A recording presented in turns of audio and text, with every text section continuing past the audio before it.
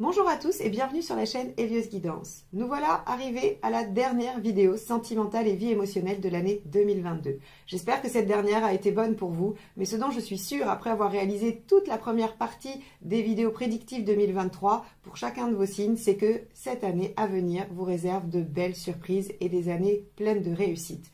Si vous n'avez pas encore visionné cette vidéo, n'hésitez pas à y aller, elle est dans la playlist que je vous présenterai à la fin de celle-ci. Parallèlement aux vidéos sentimentales, je sortirai également la deuxième partie qui représentera les prédictions mois par mois pour chacun des signes. Donc, si vous n'êtes pas encore abonné ou que vous n'avez pas activé la petite cloche, faites-le tout de suite afin d'être notifié de la sortie de ces vidéos. Je vous invite également à aller visiter mon site internet eliosguidance.com afin de voir tout ce que je peux vous proposer. Il y aura les rendez-vous que vous pouvez prendre avec moi, comme les formations en autonomie ou en visio. Et il y aura également la proposition du bon cadeau de Noël que j'ai sorti pour le mois de décembre. Je vous remercie en tout cas d'avoir suivi Elios Guidance toute cette année ou de vous être nouvellement abonné. Je vous souhaite une excellente année 2023 et je vous laisse avec votre tirage.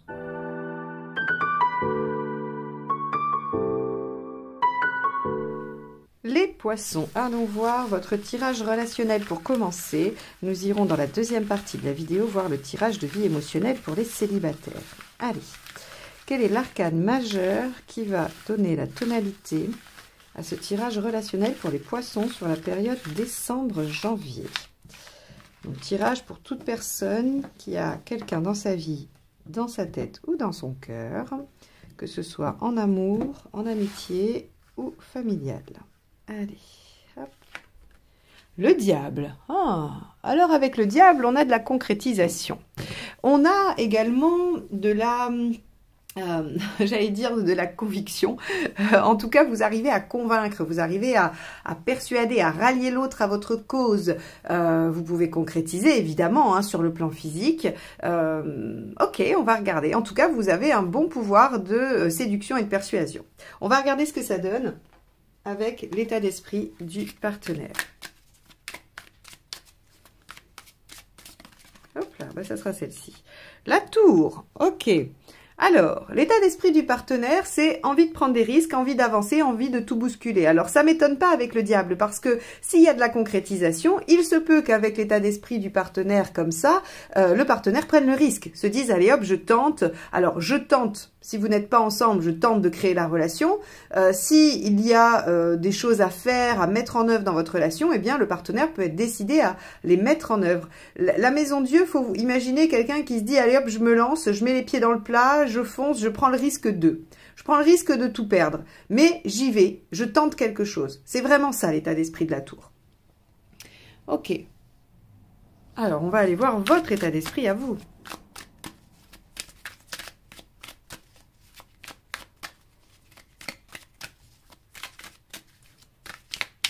Hop, ça sera celle-ci. Le 3 de Pentacle. Vous voulez commencer à voir les résultats. Vous voulez être reconnu pour vos efforts également. Il y a cette notion de vouloir, de ne pas vouloir agir pour rien, dans le vide. Donc, si vous voulez, ce 3 de Pentacle, il nous dit, bah, ok, vous voulez, un peu, vous êtes comme saint Thomas, quoi. Vous ne croyez que ce que vous voyez, pardon. Donc, ok, on a, c'est marrant parce que ça fait une dynamique, en gros, c'est un peu comme si vous challengiez votre partenaire. Vous voyez, on pourrait imaginer que vous lui dites, ok, tu me dis que tu es capable de ça, ben montre-le-moi. Et grâce à votre charme et à votre pouvoir de conviction, vous arrivez à provoquer chez le partenaire l'envie de vous dire, ok, je vais te montrer, j'y vais, je fonce. Vous voyez, il y a un petit peu cette espèce de dialogue qui peut s'installer quand on voit ces trois cartes. Bon, on va aller voir ce qui a dépassé, quelle est la problématique.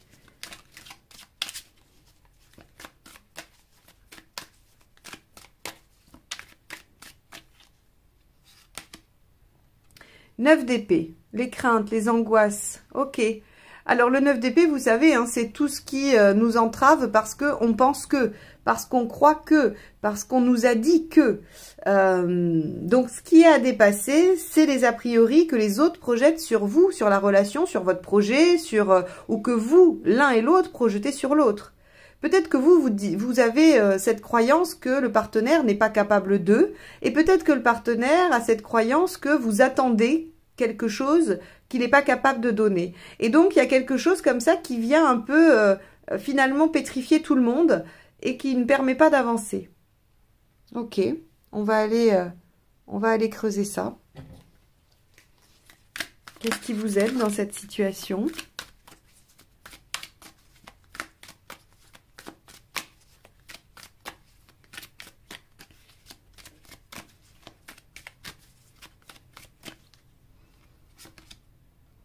Le 4 d'épée.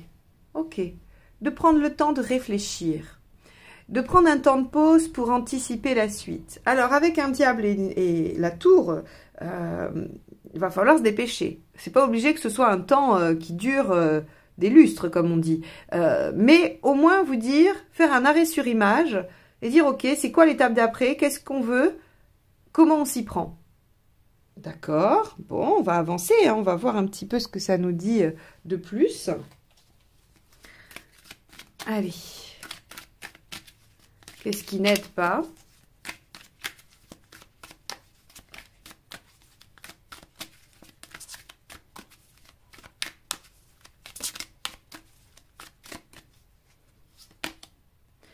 Le roi de coupe. Ok. Ce qui n'aide pas, c'est de rester dans la légèreté. Finalement, c'est assez intéressant parce qu'on a le diable ici. Le diable et le roi de coupe sont des énergies qui sont quand même assez similaires. Sauf qu'on vous dit, ça ne vous aide pas.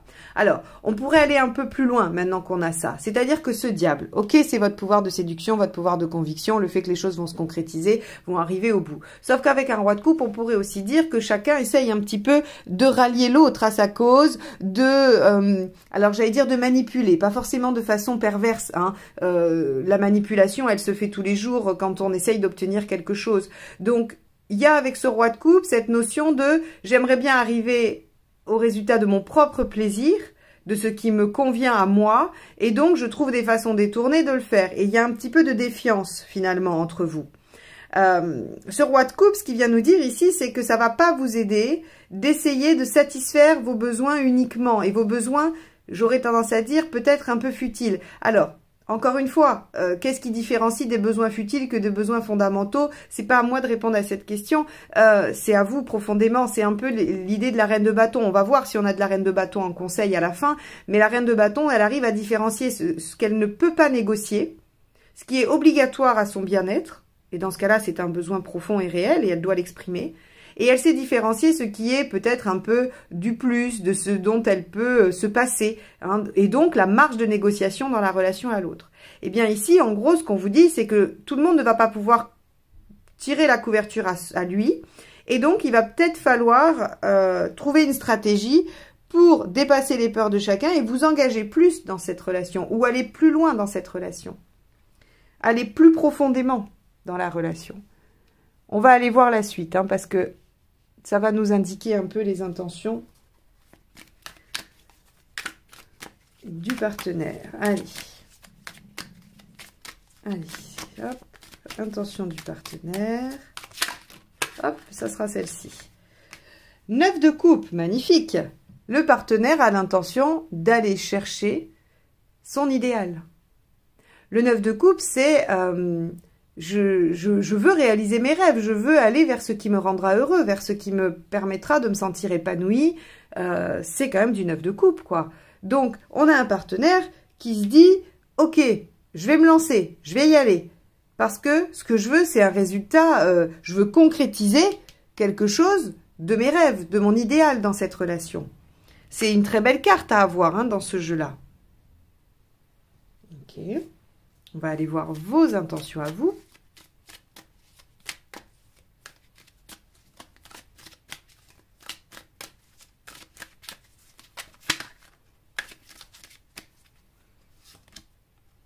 Valet de bâton. Ok. Le valet de bâton, lui, il sait que s'il continue comme ça, il va droit dans le mur. Il est plein d'enthousiasme, il est plein d'énergie, il a un super potentiel. Par contre, s'il ne le canalise pas, ça n'arrive pas à l'objectif souhaité. Ça ne l'amène pas là où il veut. Et donc, il sait qu'il va falloir réajuster. Donc, vous, votre intention, c'est de réajuster. C'est de faire au mieux. C'est de développer ce potentiel et cette capacité. Donc, en gros, vous savez très bien que dans cette relation, il y a du potentiel, quel qu'il soit.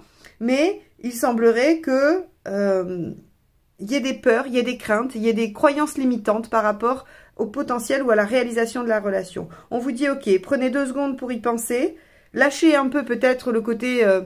superficielle ou en tout cas factice. Parce que parfois, on peut faire croire, pour pas perdre la relation, on peut faire croire des choses. On peut dire que ça va, que rien ne nous gêne. Ou, voyez, laissez tomber un peu les façades et aller plus en profondeur. Le partenaire, lui, il a envie d'aller vers sa réalisation, vers son bonheur. Et je pense que vous pourriez peut-être trouver un compromis ou en tout cas un objectif commun par rapport à ce bonheur et à cette joie.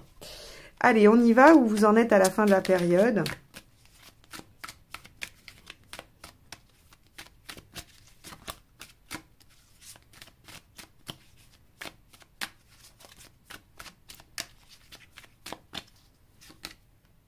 Neuf de bâton, vous dépassez les obstacles, vous sortez de votre zone de confort, vous allez au-delà. Le 9 de bâton, c'est OK, je vais sortir de là où je suis, de ce que j'ai construit pour aller chercher le 10e bâton, celui qui me manque.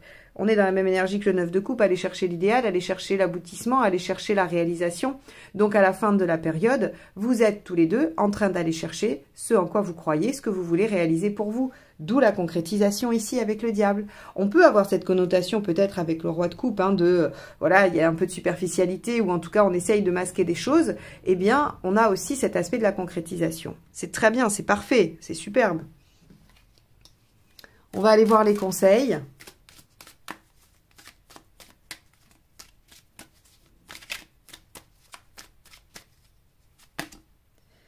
De coupe, acceptez de lâcher ce qui doit être lâché pour aller chercher ce qui vous rendra le plus heureux. Le 5 de coupe, c'est vraiment, vais-je avoir le courage de lâcher ce que j'ai, auquel je tiens, mais qui ne me satisfait plus, pour aller vers quelque chose qui, visiblement, va mieux me satisfaire, mais dont je ne sais encore rien. C'est vraiment cet esprit-là. Et là, on vous dit, bah oui, c'est un conseil, donc laissez derrière vous ce qu'il y a à laisser derrière vous. Ça peut être un comportement, ça peut être une vieille histoire, ça peut être plein de choses.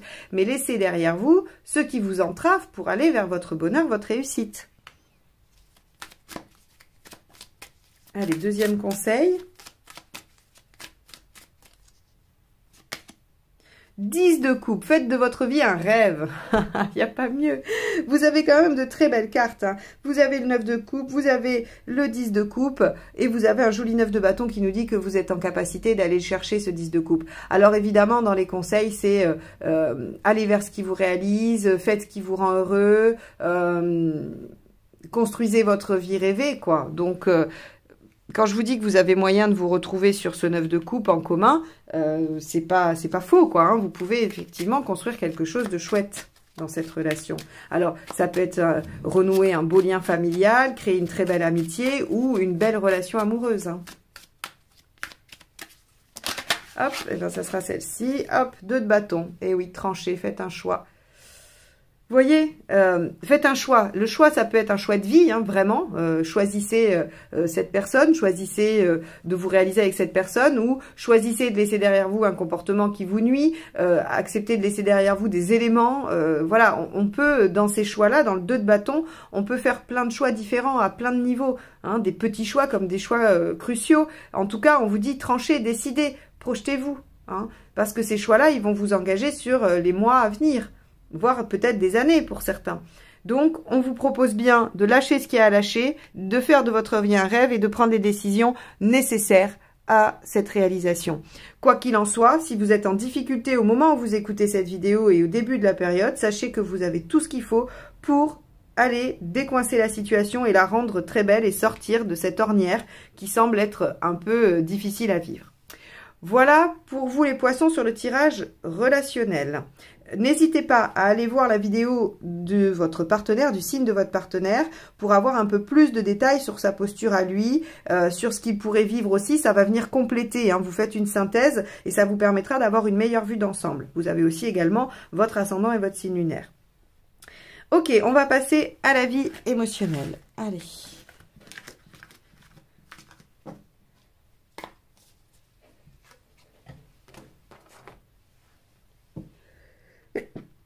Pardon, c'est la saison des petits rhumes. Allez, vie émotionnelle des poissons.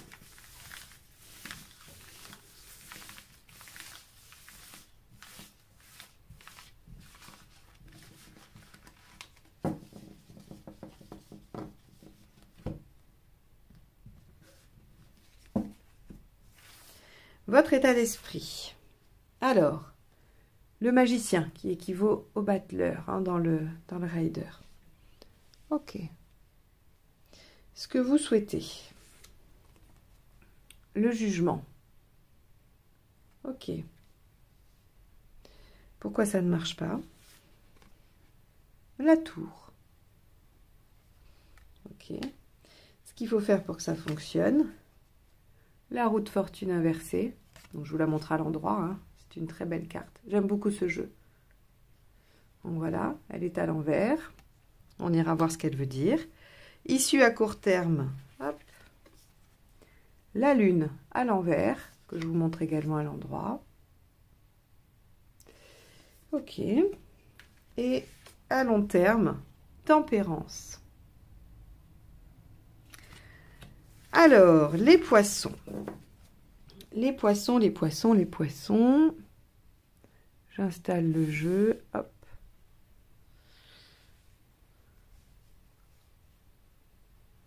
Voilà. Hop. Je pense qu'on est pas mal. Alors, avec ici le magicien dans votre état d'esprit, on voit que vous avez envie de démarrer de nouvelles choses, que vous êtes plein d'enthousiasme, plein de motivation et prêt à vraiment vous relancer dans quelque chose. Donc ça veut dire que si vous êtes célibataire et que vous voulez rencontrer, vous vous sentez prêt et prête à rencontrer. Si vous avez envie de régler une problématique émotionnelle, guérir, je sais pas moi, une blessure, une faille, eh bien vous vous sentez également prêt à démarrer quelque chose, à aller vers une nouvelle phase de vie. Et ça vient se conforter encore plus, puisqu'ici on a le jugement qui nous dit que ce que vous souhaitez le plus profondément, c'est une renaissance. C'est vraiment revivre, renaître, ressusciter à la vie émotionnelle. Donc vous avez dû passer une période de vie un peu difficile, un peu délicate, et vous avez envie de faire table rase et de recommencer quelque chose. Alors pourquoi ça marche pas? Ben, avec la tour, on vous dit... Le problème, c'est que c'est un peu comme si vous y arriviez avec vos gros sabots ou comme un éléphant dans un magasin de porcelaine. Vous voyez, donc il y a pas de logique. Il y a juste des tentatives qui n'ont pas été réfléchies avant, qui sont juste peut-être de l'impulsion, de la spontanéité. Alors ça veut pas dire que c'est pas bien la spontanéité, mais là en tout cas ça vous aide pas à aller vers quelque chose de radicalement nouveau. Parce que le problème de la spontanéité, c'est qu'elle fait appel au réflexe. Elle fait appel au réflexe, elle fait appel à ce que l'on sait faire finalement. On est spontané que dans ce dont on est... qu'avec ce qu'on est à l'aise. Je sais pas le dire. Je vais pas réussir à vous la faire cette phrase-là. Il y a des jours où ça veut pas. Hein. C'est-à-dire qu'en fait, ben oui, vous allez réussir à mettre en œuvre de façon presque, on va dire, intuitive et inconsciente que ce que vous savez déjà faire finalement. Parce que la nouveauté implique de la concentration, implique de l'entraînement parfois. Et donc là, on vous dit, bah, vous voulez renaître et faire quelque chose de radicalement nouveau finalement, et pour autant, tout ce que vous mettez en œuvre rappelle juste ce que vous savez faire. Alors, on vous dit... Avec la roue de fortune, dans ce qu'il faut accepter de faire pour que ça fonctionne, ben, c'est plutôt essayer de vous adapter à ce qui se présente. La roue de fortune inversée, c'est il y a des choses qui se passent indépendamment de nous, indépendamment du temps que l'on voudrait que ça prenne, et qui sont nécessaires pour que les choses arrivent dans notre vie. Et là, en fait, la roue de fortune, elle vous dit, ben, au lieu de poser des actions un peu éparpillées, spontanées, et qui ne sont pas réfléchies, essayez de mettre cette énergie que vous avez dans « je suis et j'accepte ce qui se présente » ou « j'essaye de m'adapter à la vie ». Alors vous allez me dire « oui, mais quand il n'y a rien qui se présente, qu'est-ce qu'on fait ?» Effectivement, qu'est-ce qu'on fait? Bah, peut-être que vous pouvez juste provoquer les situations, c'est-à-dire vous mettre en situation d'eux et ensuite suivre le cours, comme un peu le premier coup qu'on donne, le premier coup de bâton en haut de la piste de ski et après on glisse. Voilà, il y a peut-être un peu de ça, il y a peut-être un peu de cette idée-là à faire dans votre vie émotionnelle pour que les choses s'enclenchent. Alors, sur le plan des rencontres, ça veut dire qu'il va falloir accepter de prendre ce qui vient, ou en tout cas, alors, dit comme ça fait pas rêver, d'explorer ce qui se présente. Accepter d'explorer, même si ça correspond pas forcément à ce qu'on cherche au départ. Et sur le plan de la guérison, ou en tout cas d'aller régler ce qu'on a à régler, eh bien, il va peut-être falloir accepter d'aller vers des techniques dont on entend parler, ou aller lire des choses voilà, que vous avez vues passer, ou dont on vous parle, et qui ne seraient pas les choses vers lesquelles vous aurez été naturellement. Ce que ça provoque, c'est quand même assez intéressant, parce que ce que ça provoque, c'est la lune inversée, c'est-à-dire l'extériorisation. Il y a quelque chose qui fait qu'inconsciemment, on va aller mettre à jour des éléments, des choses, et ça va pouvoir se construire finalement. Parce que ce soit une guérison ou une rencontre que vous souhaitez, il y a des choses inconscientes qui vont s'extraire, qui vont se régler.